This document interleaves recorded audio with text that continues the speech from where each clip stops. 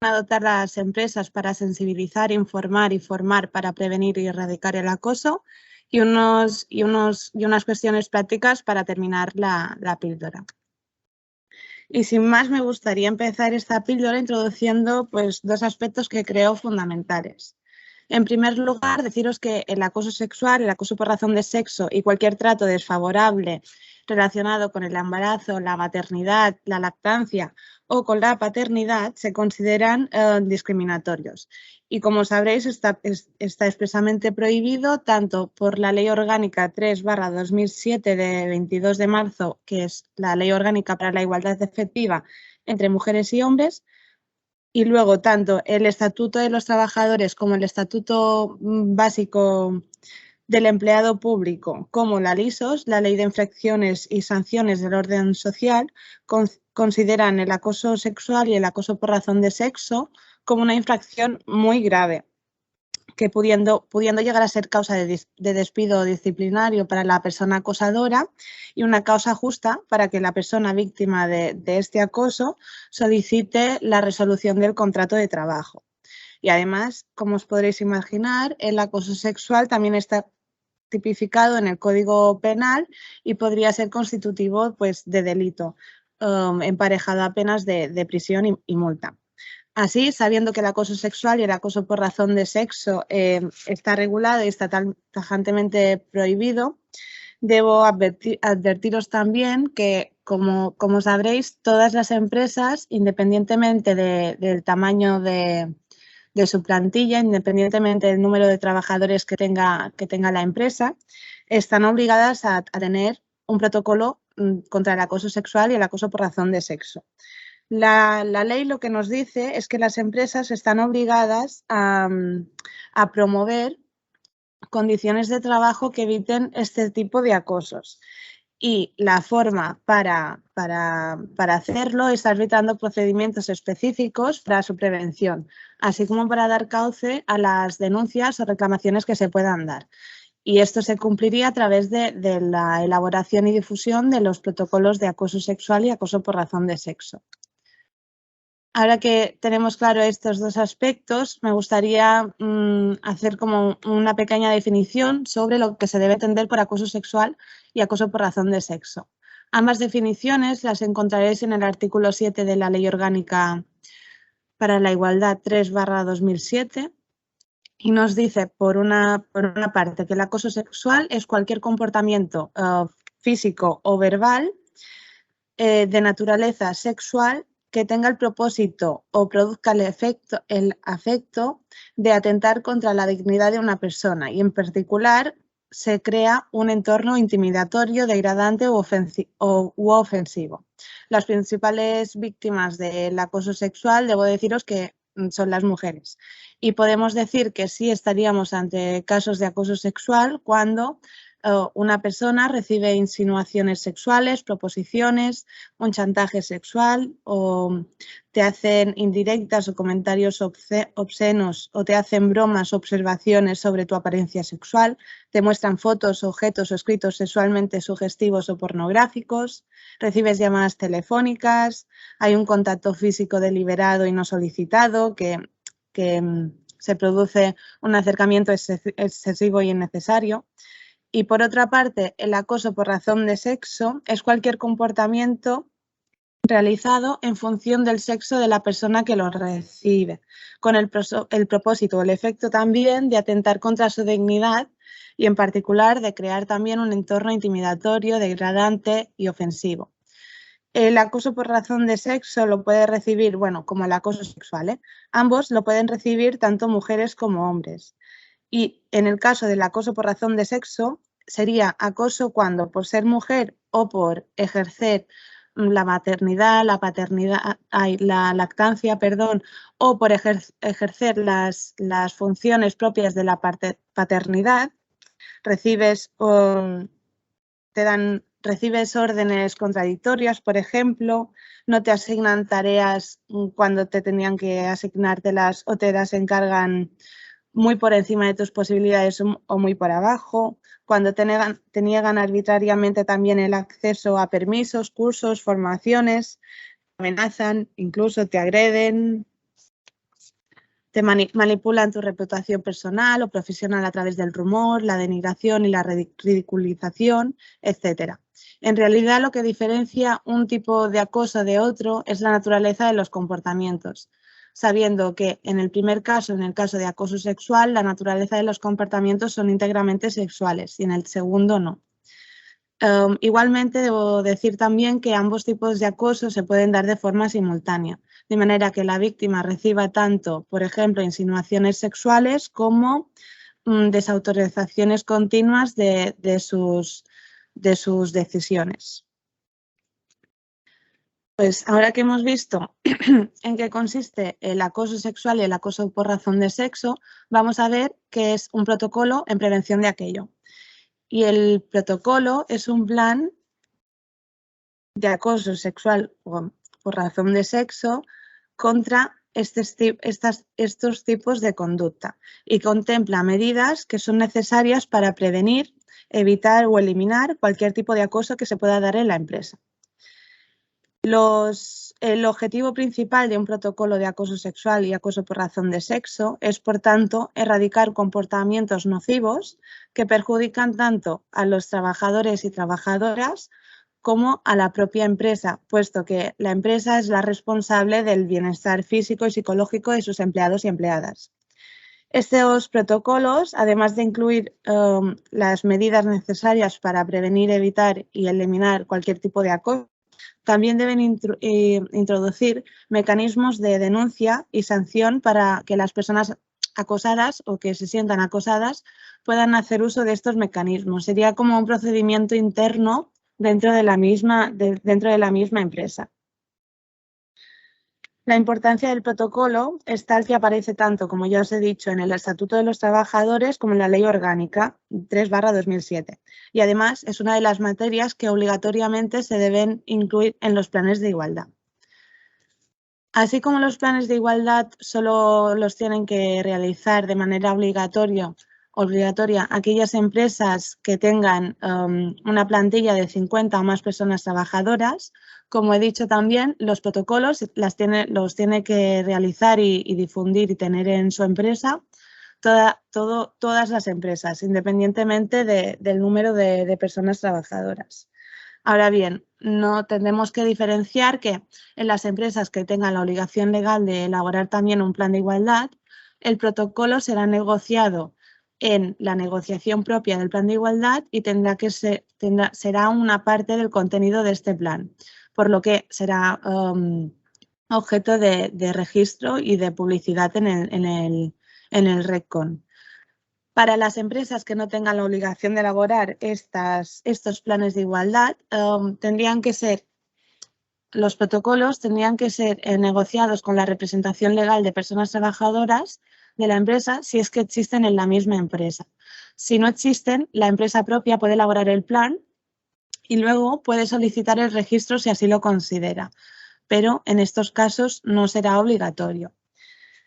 En ambos casos, tanto para las empresas obligadas como a tener un plan de igualdad como para las que no lo están, se deben seguir las pautas acordadas en el convenio colectivo de aplicación, si es que va más allá de lo que ya propiamente dice la ley. Para hablar sobre la importancia del protocolo, más allá de cumplir con lo normativo, seguramente muchas personas se plantearán si en su empresa se pueden dar este tipo de conductas, creyendo que, bueno, que tenemos fe en la humanidad y creemos que esto no pasa cerca de nosotros o nosotras. Pero bueno, según la macroencuesta de violencia contra la mujer de 2019 realizada por la Delegación del Gobierno contra la Violencia de Género, del total de mujeres de 16 o más años residentes en España, el 40,4% ha sufrido acoso sexual en algún momento de su vida. Y en concreto, de todas las que contestaron quién era o de dónde partía este tipo de acoso, el 17,3% respondió que este acoso lo habían sufrido por alguien del trabajo, lo que nos dice, por tanto, que 1 de cada 5 mujeres que han sido acosadas sexualmente lo han sido en el ámbito laboral. Y por otro lado, un estudio de 2021, el acoso sexual y el acoso por razón de sexo en el ámbito laboral, realizado por Comisiones Obreras y la Delegación del Gobierno contra la Violencia de Género, señala que 8 de cada 10 encuestadas indican haberse sentido discriminadas en el trabajo, siendo por tanto víctimas de acoso por razón de sexo. Con las cifras en la mente, cabe hacer la reflexión sobre la importancia de la existencia y difusión de estos protocolos. Y es que, a ver, entiendo que la empresa podría pensar que con la elaboración y difusión de estos protocolos se podrían disparar las denuncias o las reclamaciones por acoso sexual o por razón de sexo. Sin embargo, la realidad es otra, ya que, por una parte, se podrían dar dos situaciones. La primera es que la persona que está siendo víctima de este tipo de acoso no encuentre un amparo o una protección en la misma empresa y cansada de no encontrar dicha ayuda, decida externalizar el proceso acudiendo ya sea a inspección de trabajo, por ejemplo, a poner la denuncia o a los juzgados directamente, lo cual comportaría que la empresa en este caso pierde todo tipo de control sobre el proceso. O la segunda situación que podría pasar es que la víctima no denuncie, pero que se produzcan consecuencias más graves relacionadas sobre todo con la salud mental. Por lo tanto, es importante que entendamos que el protocolo contra el acoso en el ámbito laboral no es un simple documento que las empresas tengan que tener y guardar en un cajón para el caso de que se presente inspección de trabajo, poder decir que se cumple con la norma por el hecho de tenerlo. Tenemos que pensar que el protocolo es un documento que va destinado a la plantilla, a las personas trabajadoras que se encuentran trabajando en esa empresa. Y son ellos y ellas las que deben conocer de la existencia de este protocolo, saber cómo se activa el protocolo, saber, por ejemplo, también qué son conductas de acoso y qué no lo son.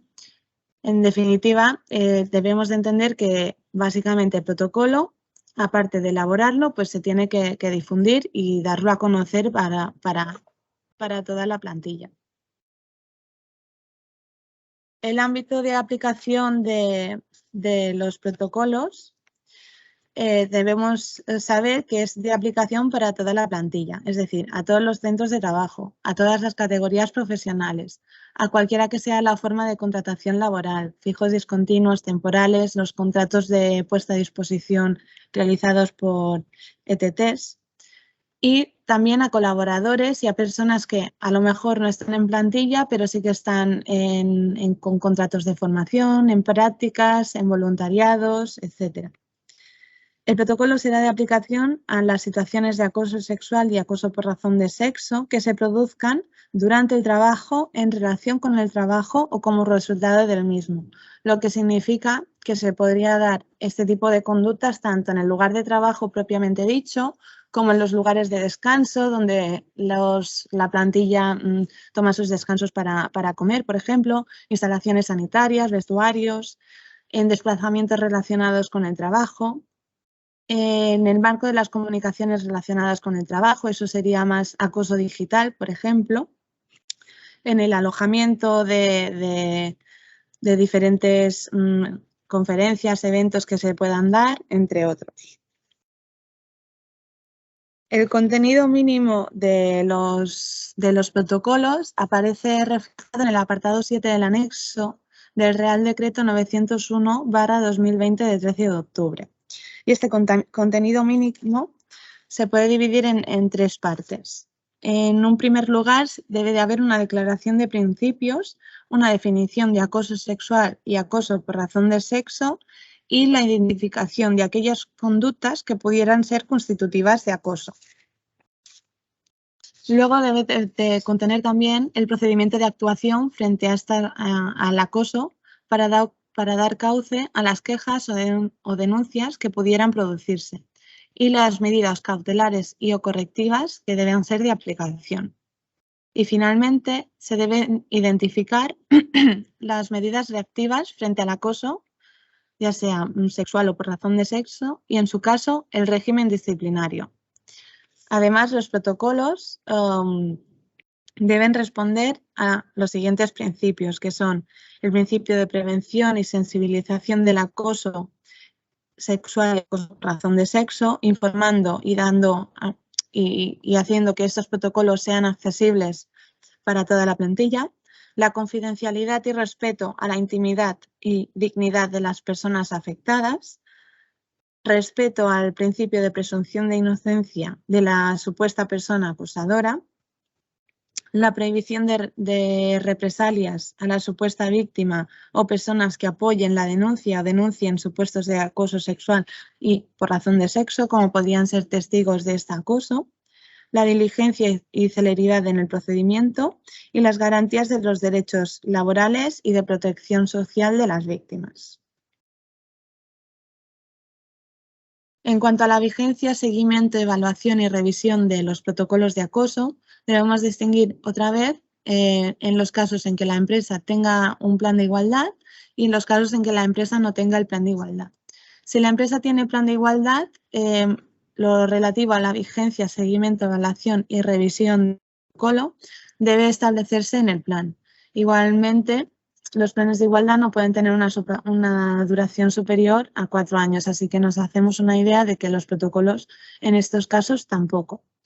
Y si la empresa no tiene el plan de igualdad, pero como he dicho, sigue estando obligada a tener un protocolo contra el acoso sexual y el acoso por razón de sexo, la duración será la acordada en el mismo protocolo, lo que no es recomendable que sea superior a los 4 años. Ahora bien, debemos saber también que los protocolos se deberán revisar, sea cual sea la duración preestablecida en ellos, en los siguientes supuestos. En cualquier momento, a lo largo de su vigencia, con el fin de reorientar el cumplimiento de sus objetivos de prevención y actuación frente al acoso, cuando se ponga de manifiesto su falta de adecuación a los requisitos legales y reglamentarios o su insuficiencia como resultado de la actuación de la Inspección de Trabajo y la Seguridad Social. En los supuestos en los que se puedan dar fusiones, absorciones, transmisiones, modificaciones del estatus jurídico de la empresa y ante cualquier incidencia que modifique de manera sustancial la plantilla de la empresa, los métodos de trabajo o la organización del trabajo. Y así como cuando se determine por resolución judicial, cuando se pueda dar una condena a una empresa por discriminación por razón de sexo o por discriminación sexual, o se determine la falta de adecuación del protocolo a los requisitos legales o reglamentarios.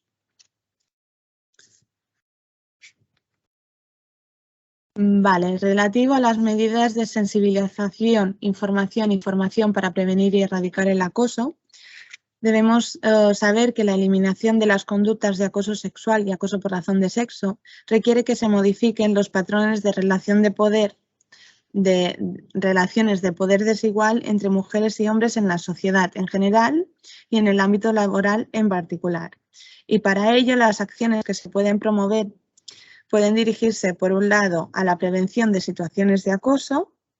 y, por el otro, a informar del procedimiento de actuación frente a estos casos, así como de las garantías que se ofrecerán a las presuntas víctimas para el tratamiento de estas denuncias o quejas. El objetivo de estas acciones es sensibilizar a las trabajadoras y a los trabajadores de la importancia de mantener un entorno laboral respetuoso con la libertad y la dignidad de las personas y así fomentar también valores de igualdad. Una empresa que promueve la tolerancia cero ante el acoso sexual y el acoso por razón de sexo debe, por un lado, como ya he dicho, informar al personal de su organización de los protocolos, informar de las conductas constitutivas de acoso y las sanciones internas que se pudieran llegar a establecer y debería también ofrecer un tipo de acciones formativas periódicas entre la plantilla que incluyan como contenido mínimo pues el contenido mínimo también de lo que serían los protocolos, los principios, los efectos y la identificación de medidas reactivas y disciplinarias. Y ya para terminar, me gustaría apuntar que para demostrar de la importancia de los protocolos de acoso sexual y acoso por razón de sexo en las empresas, España hace cosa de 2 semanas consignó ante la OIT la ratificación del convenio 190, que se trata sobre el acoso en el trabajo. La ratificación de este convenio no comportará muchos cambios legislativos aquí en el ámbito nacional, porque la verdad es que la legislación española ya es bastante acorde a todas las obligaciones que impone este convenio. Pero es una muestra más de que todo lo relacionado con la normativa en igualdad de trato y de oportunidades entre mujeres y hombres en el ámbito laboral ha llegado y es un camino que se tiene que empezar a andar, pero que ha llegado para quedarse. Y si tenéis preguntas relacionadas con todo lo que he comentado, no sé si queréis hacerlas por el chat o...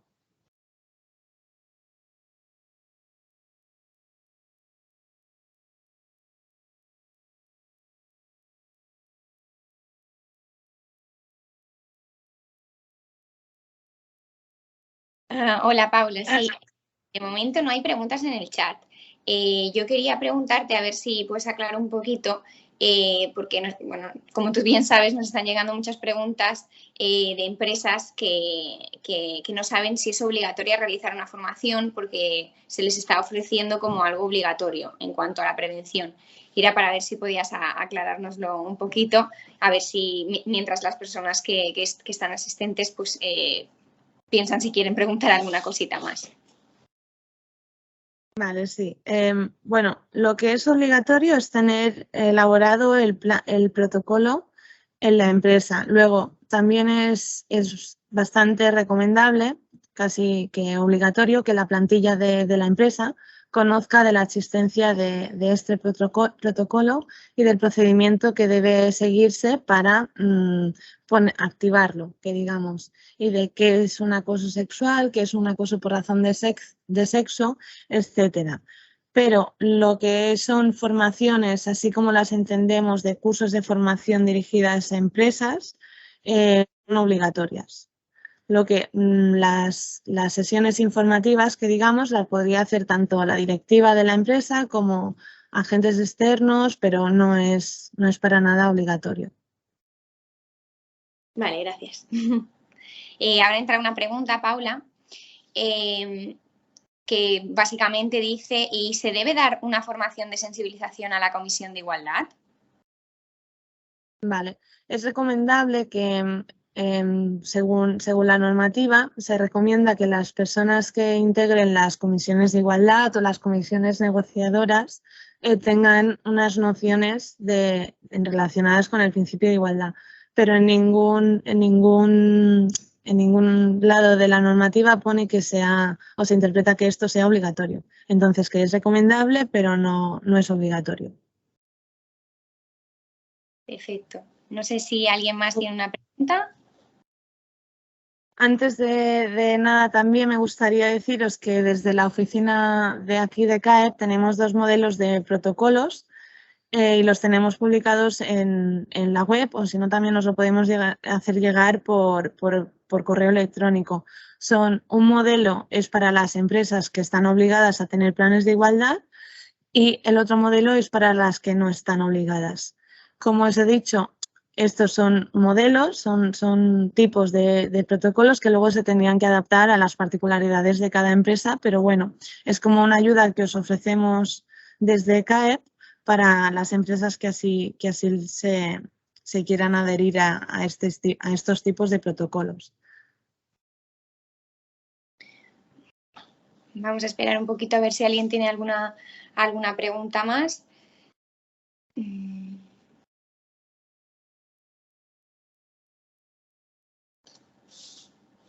Y si no, bueno, pues podemos cerrar la presentación y como ha dicho mi compañera Paula, bueno, una persona creo que quiere hacer una pregunta, si puede activar el micro.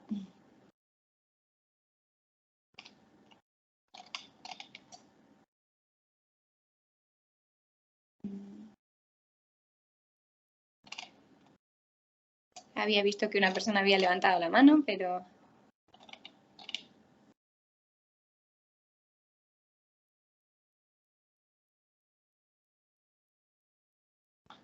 Bueno, si no, lo que comentábamos, cualquier pregunta que os vaya surgiendo, pues nos la pueden hacer a través del correo electrónico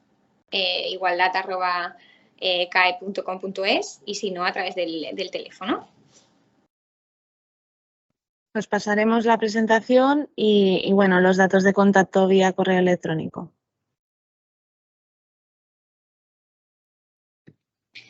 Pues muchísimas gracias.